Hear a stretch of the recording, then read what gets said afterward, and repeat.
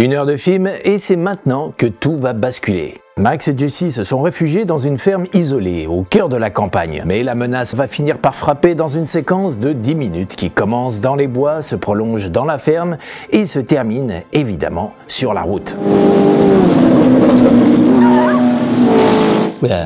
Oui, ça va faire mal et on atteint d'ailleurs le moment où lors de ce visionnage dans cette salle de MJC en 1986, j'avais commencé à sentir un goût étrange. Quoi, tu bouffais des graines comme l'autre? Non, ce goût-là, bien plus âcre, c'était celui de la fin du monde, celui de l'apocalypse. Eh ben dis donc.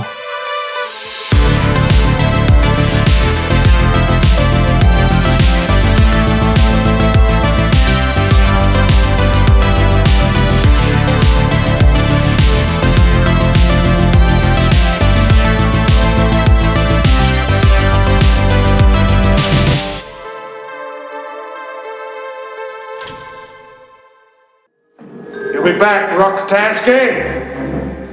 Yo, Max! Après avoir donné sa démission et laissé Fifi prophétiser son retour, Max part au vert avec sa petite famille. Objectif, tourner la page, terminer la folie de la route. Il agrandit sa famille, retrouve l'innocence, se déshabille, plonge dans l'eau comme pour se laver de ses démons, se met littéralement à nu en se confiant à Jessie, et c'est désormais un nouveau Max qui réapparaît. Exit le cuir noir, il est maintenant en habit clair, entièrement dévoué à sa petite famille. Et l'histoire bascule lorsque Jessie s'en va chercher une glace avec le petit Sprog. Ah, au fait, à propos du marmot, là, ça me turlupinait depuis le début. Son prénom, là, à faire coucher un chien dehors. Sprog? Oui, Sprog. Eh ben, j'ai fait une recherche, et vous savez quoi? Eh ben, c'est pas un prénom, ça. C'est de l'argot. C'est de l'argot australien. Et ça veut dire quoi? Bah, ça veut dire gosse. Ah oui? Ouais. Et donc là, Max et Jessie, c'est comme si toi t'appelais ton clébard Toutou. Ah, bah merci pour ce moment d'étymologie comparée. Bah, de rien. J'ai un toutou, moi? Bon, donc je disais qu'il y avait basculement du récit lorsque Jessie part chercher une glace avec Sprog. Car là, bingo, elle se retrouve dans les griffes du grand méchant loup et de sa meute. Comme par hasard. Ouais. Coïncidence? Alors oui, c'est vrai, George Miller joue ici la carte du hasard total, dont on pourrait sérieusement s'interroger sur sa crédibilité. Mais comme ce hasard est particulièrement fâcheux, son caractère improbable passe à la trappe, notre esprit s'inquiétant plutôt du sort de la jeune femme et de son Sprog. Mais elle a du répondant. Hein. Oui, un bon remonte-noisette bien placé pour le mâle alpha, un démarrage en trombe, et elle laisse tout le troupeau sur le carreau. Les rôles ont pour ainsi dire switché entre Max et Jessie. C'est elle qui est désormais au volant, qui fonce et qui agit. Elle rejoint son amoureux, s'échappe encore plus loin et découvre qu'elle a embarqué un petit souvenir de son escapade. Voilà une scène doublement satisfaisante parce que 1. On a la réaction aussi surprenante que jouissive d'une Jessie qui envoie au tapis le grand méchant de l'histoire, et ça c'est quand même la première fois du film, et 2. Parce que la situation est bourrée d'ironie. Jessie ne sait pas qu'elle vient de croiser la bande qui a grillé comme un steak le pote de son mari, et le toqueteur, lui, n'imagine pas une seule seconde que la nana qui lui a envoyé un coup dans les valseuses, c'est celle de celui qui a dézingué son pote, le Knight Rider. Et petit aparté, ça ne vous aura pas échappé que la main coupée de celui qui s'est cru en plein rodéo fait écho à celle de Goose vue un peu plus tôt. Voilà donc une ironie dramatique qui ne manque pas de piquant et qui scénaristiquement prépare le terrain pour tout ce qui va suivre. Alors lui, c'est Ziggy, un pote flic de Max, qui, très sûr de lui, réconforte le couple et les envoie chez une certaine May, dans une ferme où ils seront à l'abri, puisque, d'après lui, il n'y a que prairies et vaches qui broutent. Mais nous, on sait qu'ils sont pas tout à fait à l'abri, qu'il y a quelqu'un qui veut récupérer sa main. Eh oui, parce qu'on a bien vu que le toqueteur est lancé à leur poursuite, et que dans le genre, il est plutôt obstiné. Et c'est là que ton apocalypse, elle commence? Oui, juste là avec une séquence absolument remarquable. Tu vas voir comment le suspense va progressivement se mettre en place et nous emmener très loin. Et je me souviens, la première fois que je l'ai vu, je pensais pas que ça irait jusque-là. J'ai été sous le choc. 12 minutes d'une tension parfaitement maîtrisée qui réactive même certains éléments du début du film. Je vous promets, en matière de mise en scène, c'est du grand art. Allez, on embarque sans plus attendre, c'est parti! Tout commence avec ce plan. La caméra suit Jessie, puis descend pour venir cadrer le petit Sprog qui joue au ballon. Voilà, c'est dit, c'est fait, bien sûr ne le sait pas encore, mais ce plan vient de nous montrer les deux éléments autour desquels tout va se jouer. Continuons, on découvre que Max a la tête dans le moteur de la voiture. Elle le taquine un peu, ensuite c'est lui qui s'amuse à lui faire peur en jouant le monstre. Puis ils s'embrassent et c'est là qu'elle lui propose d'aller faire un petit tour à la plage. Invitation qu'il décline car il doit finir de réparer la voiture. Jessie s'éloigne et là Max l'interpelle en rejouant le « Je suis fou de toi » en langage des signes qu'elle lui avait lancé au début du film.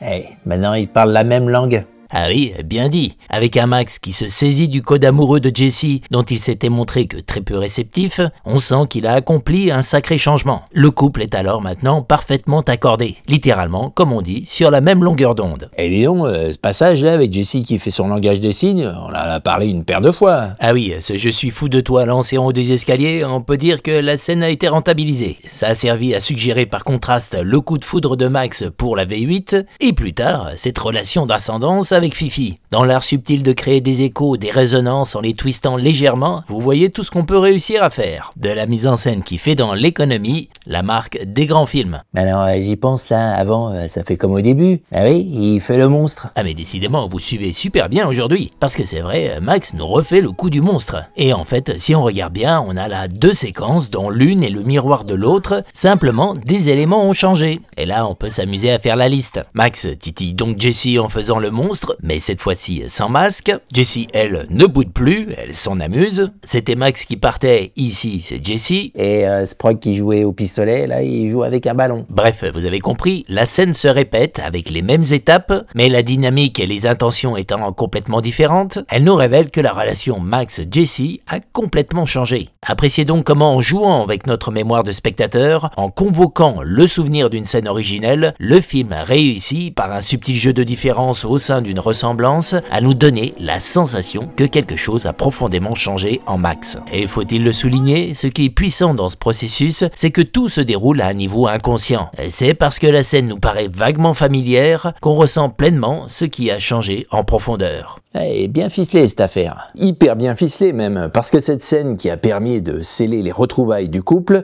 elle a permis de faire autre chose. Avec Sprog qui s'amuse sur la pelouse, Jessie qui s'en va toute seule à la plage et Max, lui, qui reste réparer la voiture, eh bien George Miller, sans qu'on s'en rende compte, vient de disperser quelques graines très importantes pour ce qui va suivre. Oui, il vient d'installer là sous nos yeux tous les éléments de base de la séquence à venir. Situation, enjeu, tension, suspense, tout va pouvoir dorénavant s'enchaîner de façon limpide et naturelle, et ainsi nous spectateurs pourrons être à fond dans l'action et en ressentir pleinement l'impact émotionnel. Et regardez, ça commence tout de suite. Jessie est à peine partie que George Miller injecte déjà un peu de tension.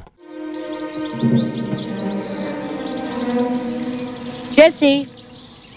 Ou la vieille branche, elle a pas l'air commode. Alors, cette dame âgée, c'est la fameuse May qui accueille le couple dans sa ferme. Peut-être, mais en attendant, elle est pète sec, hein. C'est vrai qu'elle est pas très avenante, cette dame. Mais c'est surtout la mise en scène qui a tout fait pour rendre son apparition inquiétante. Entre le mouvement de caméra qui l'a fait apparaître au premier plan, à l'insu de Jessie, la musique douce qui soudainement change de ton avant de s'arrêter, Jessie. et le cut qui nous fait passer de l'autre côté sur Jessie qui arrête net sa course, et cette May, on la ressent presque comme une menace. Et en plus, écoutez-la donner cet avertissement un peu mystérieux. If you meet Benno down there, don't let him trouble you. He's only a baby. Sure, mate. Avertissement mystérieux, et à la réaction de Jessie, bon, on sait pas trop comment l'interpréter. Et donc voilà, George Miller vient donc de nous mettre tout de suite dans un état de tension. Et deuxième effet qui se coule, cet avertissement va créer une confusion dans ce qu'on verra juste après. On a ensuite, dans la continuité du déplacement initié depuis le départ de la séquence, c'est-à-dire de la droite vers la gauche du cadre, un premier travelling qui suit Jessie et la laisse sortir du cadre. Puis fondu enchaîné, un deuxième travelling où on la laisse s'enfoncer dans le fond du cadre. Ici, l'atmosphère devient tout de suite un peu oppressante, avec ces troncs d'arbres qui passent au premier plan, et on découvre que Jessie n'est pas toute seule.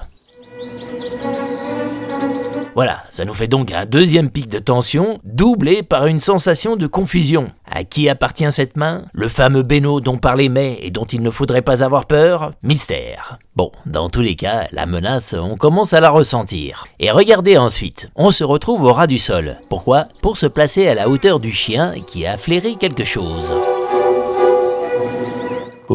C'est bizarre, là. Hey, l'objectif ici, c'est précisément de créer un moment bizarre et étrange, où l'on ne sait pas exactement ce qu'on vient de voir. Ah, ouais, je crois que j'ai vu. Mais t'as vu quoi? Les types là. Allez, je vous le repasse. Ah oui, cette fois-ci, je l'ai vu, là. Il y en a deux. Hey, deux très bien cachés. Et après cette apparition très fugitive, regardez ensuite, c'est encore plus subtil. Ah oui, là-bas au fond. Ouais. Bien vu. Alors, je zoome dans l'image pour que ce soit plus clair. Et regardez, en effet, il y a un des motards qui se tient debout, immobile. Et il disparaît et il réapparaît. Et celui-là, faut le voir. Alors, avec ces deux plans, remarquez qu'on n'est pas très loin de l'apparition de Michael Myers dans Halloween. La mise en scène joue à fond avec notre perception pour nous faire sentir une présence troublante, inquiétante, quasi fantomatique. Une mise en scène directement empruntée au film d'angoisse et des terreurs, et vous allez voir, George Miller va continuer à s'amuser à l'exploiter pendant toute la séquence. On respire, petit moment d'innocence avec Jesse en maillot de bain qui s'éloigne pour une bonne baignade dans la mer. Mais ensuite, cut, on fait un bond énorme en arrière, en hauteur. Et la menace qui était jusque-là très sourde devient très concrète avec la Kawasaki du toe cutter qui envahit tout le cadre. Voilà, les rapaces sont arrivés et planent désormais au-dessus de leur proie. Alors vous avez vu, ce qui est remarquable dans toute cette séquence, c'est comment George Miller prépare l'apparition du toe cutter pour lui donner le maximum d'impact. Comment il nous a conditionnés, nous a préparés psychologiquement en nous injectant des petits pics de tension, et ce, à chaque fois de façon différente. L'apparition de May et son drôle d'avertissement, la forêt oppressante, la main sur l'arbre, le chien qui a manifestement vu quelque chose, et nous qui avons vu sans réellement savoir quoi, est très important dans toute cette mise en scène, le fait qu'il est clair que la menace se révèle à l'insu de Jessie. On découvre le danger et on voit bien que elle n'en a absolument aucune conscience. Et là, rétrospectivement, vous comprenez tout l'intérêt d'être passé par le chien. Idée géniale pour nous placer dans un point de vue tout en laissant vierge celui de la victime. Bref, nous spectateurs savons maintenant quelque chose de crucial que la potentielle victime ignore totalement. Et ça, cette ironie dramatique, on en a déjà parlé, c'est un puissant moteur pour générer du suspense. Deux questions occupant dorénavant notre cerveau de spectateur. Quand et comment cette menace va-t-elle s'abattre sur Jesse? Et c'est là que la mise en scène de George Miller va commencer à jouer avec nos nerfs, en repoussant cette échéance, en étirant le temps au maximum. Alors, baignade terminée pour Jessie. Elle sort de l'eau, petite ellipse temporelle, et on la retrouve allongée sur le sable, endormie. Et regardez, à nouveau, c'est par le chien qu'on va sentir qu'il se passe quelque chose d'étrange et d'inquiétant. Lui aussi est endormi, mais tout d'un coup, il se réveille et carapate pour disparaître derrière les rochers. Jessie ne bouge pas, donc on présume qu'elle dort toujours, tout est silencieux, et arrive ce plan.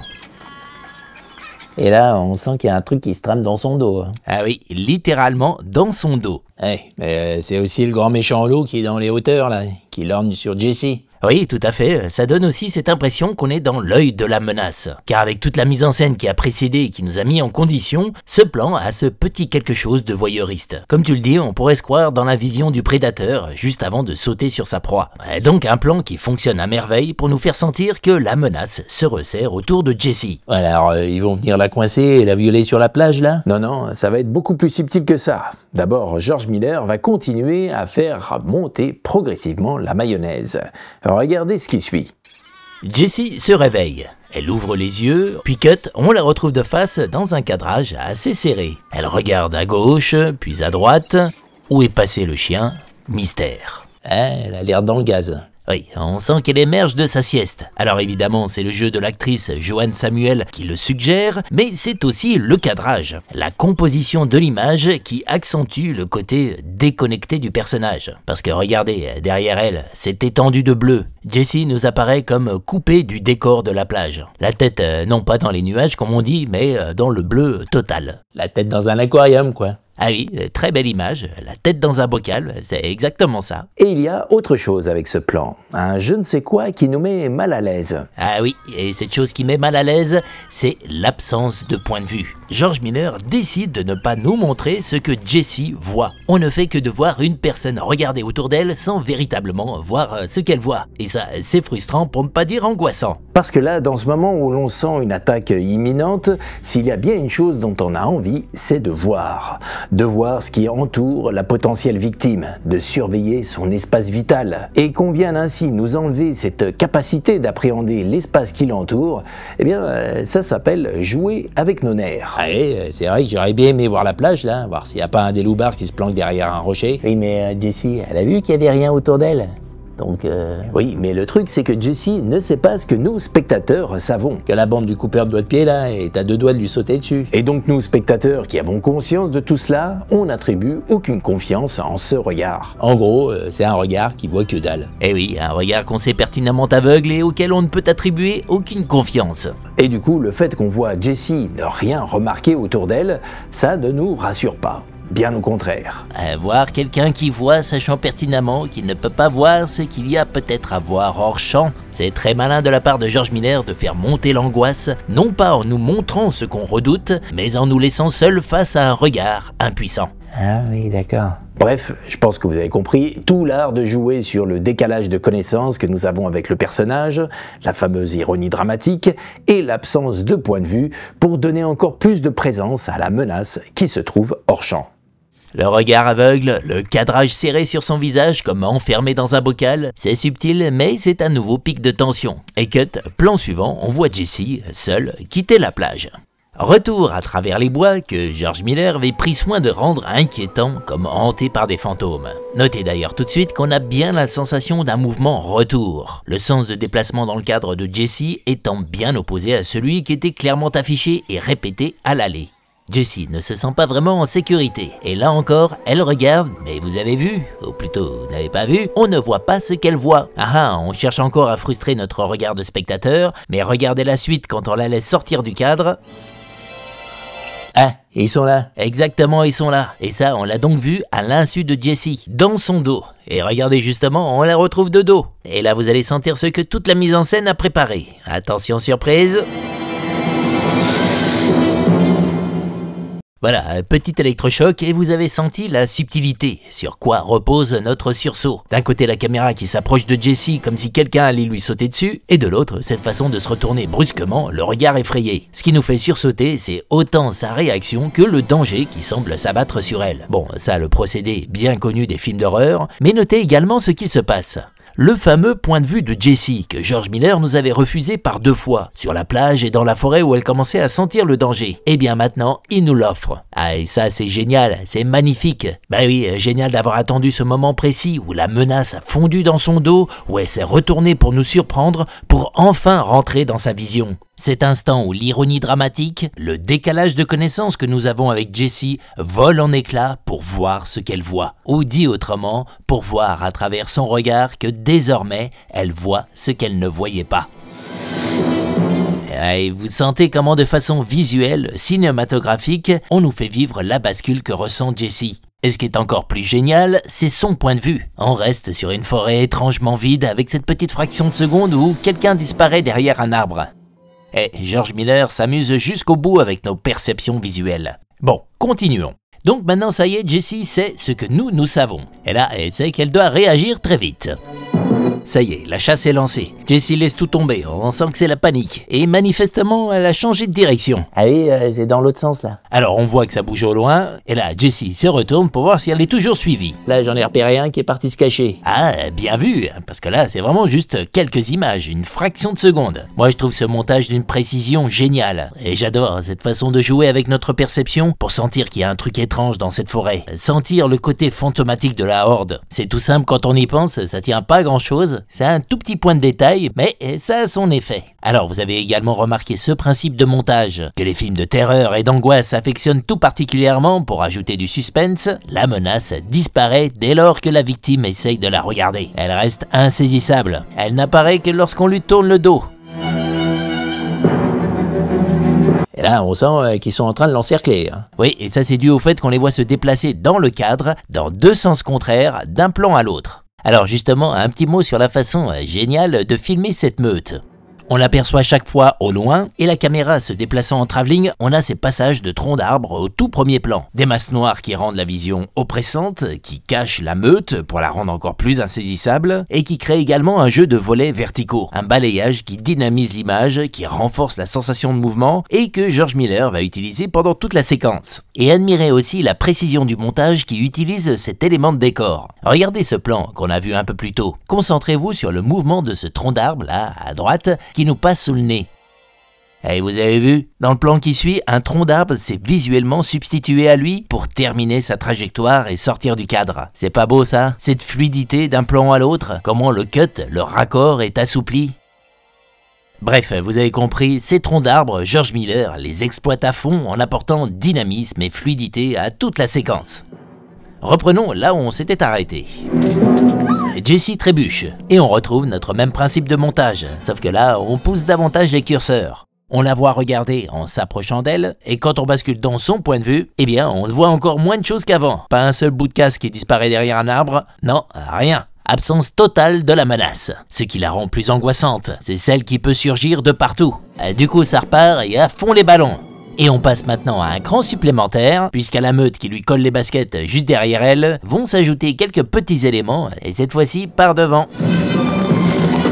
Alors des pigeons en pleine figure, et ça reprend en pleine vitesse, là ça devient très tendu. Tout est passé en plus gros plan, et le montage s'accélère. Et remarquez la petite nuance, si on cadre le visage de Jesse, sur la meute en revanche, on reste au niveau des bras et des jambes. On met l'accent sur sa vélocité, et on conserve ce côté mystérieux, presque surnaturel. Alors Jessie court le plus vite qu'elle peut, le regard toujours rivé vers l'arrière. Mais deuxième élément qui lui arrive en pleine face. Ah, le pauvre toutou, là. Hey, le chien qui nous avait fait sentir le danger a mal terminé. Et là, ça fait comme dans un film d'horreur. Ah, c'est clair, après toute cette ambiance fantomatique, ce corps étripé qui se balance au bout d'une ficelle nous plonge dans le macabre. Le film d'horreur, comme tu le dis. Et d'ailleurs, niveau mise en scène, vous l'avez remarqué, on est ici sur un des principes que le genre utilise jusqu'à la moelle, le jumpscare. Le truc qui sort de nulle part pour faire sursauter le personnage principal et nous avec. Bon, alors avec tout ça, la pression sur Jesse est totale, toujours plus vite, ça vient de partout. Et troisième obstacle pour Jesse, celui-là assez surprenant. Oh là, c'est qui lui? Bah c'est lui, Beno. Ah, Il est gentil. Alors gentil, ça on ne sait pas encore. À ce moment précis où il surgit de nulle part, ce colosse édenté qui éclate de rire donne plutôt l'impression d'entrer dans un délire redneck entre délivrance et massacre à la tronçonneuse. Et petite précision, même si vous l'avez sans doute noté, le pauvre toutou étripé ou le colosse édenté sont filmés du point de vue de Jesse, en contre-plongée, grand angle, pour accentuer le côté vision qui la domine, qui l'écrase, bref, leur caractère menaçant. Bon, dans tous les cas, ça permet à Jesse de pousser un cri libérateur, qui avertit Max. Et là, il va leur régler leur compte. Alors oui, c'est ce à quoi on pourrait s'attendre. Une confrontation en pleine forêt avec la bande du Toe Cutter. Mais non, regardez, il récupère Jesse à bout de souffle. Voilà, Jesse s'en est enfin sortie, elle respire. Alors, vous avez vu la mise en scène géniale et hyper construite de toute la séquence? Comment elle nous a progressivement plongé dans l'action, en jonglant avec le surnaturel, la terreur, le côté animal, bestial, pourrait-on dire? Et soit dit en passant, vous avez vu l'économie de moyens. Ça n'a joué que sur le cadrage, le montage, de l'ironie dramatique savamment orchestrée, une exploitation exemplaire du hors-champ, du caché, de l'imperceptible, et que dire de l'utilisation extrêmement précise du point de vue, pour nous faire rentrer dans la vision de Jesse et donner une présence terrifiante à la bande du Toe Cutter. Ouais, du pur cinéma finement tricoté. Et franchement, on voit pas ça dans tous les films. Very, very naughty. C'est marrant ça, la vieille branche qui remonte les bretelles au grand dadais. Et c'est marrant, c'est bourré d'ironie et c'est très malin. Parce qu'en restant avec May qui rouspète Beno, eh bien on laisse de côté Jesse qui explique à Max ce qu'elle a vu. Ça nous évite de l'entendre dire ce que nous on sait déjà. Et deux, ça crée une petite tension supplémentaire. Parce qu'on sait nous que Beno, c'est pas le problème du tout. And you tell him to get here as fast as he can.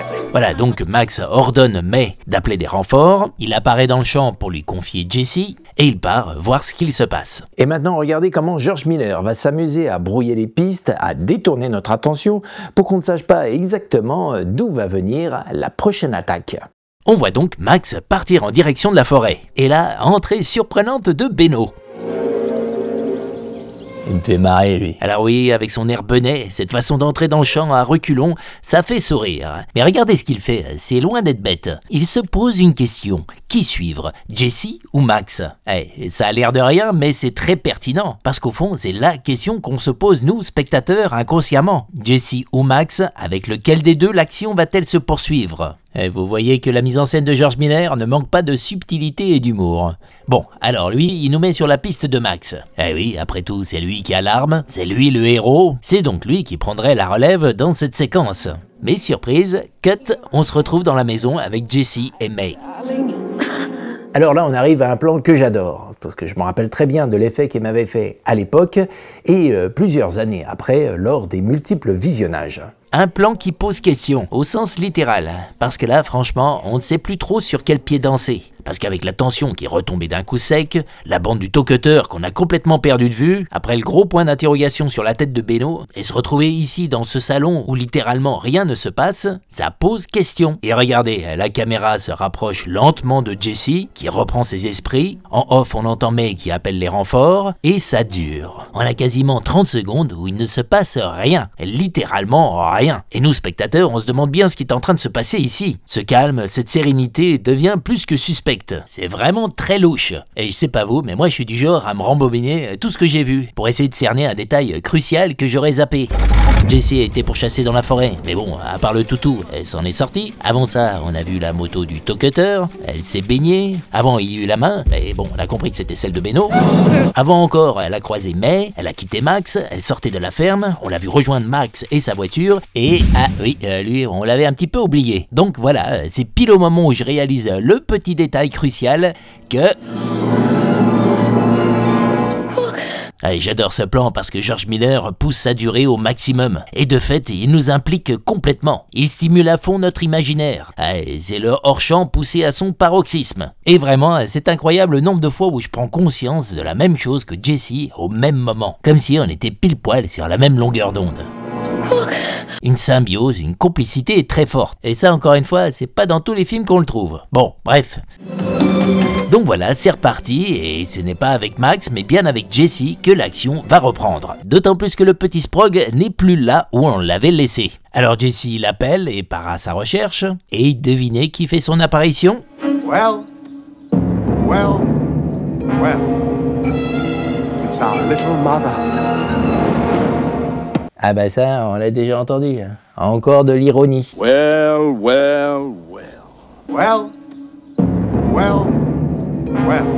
Et maintenant que Max est parti, Dieu sait où, c'est bien avec Jesse et son bébé, les deux personnages clés apparus dès le début de la séquence, que tout va se jouer.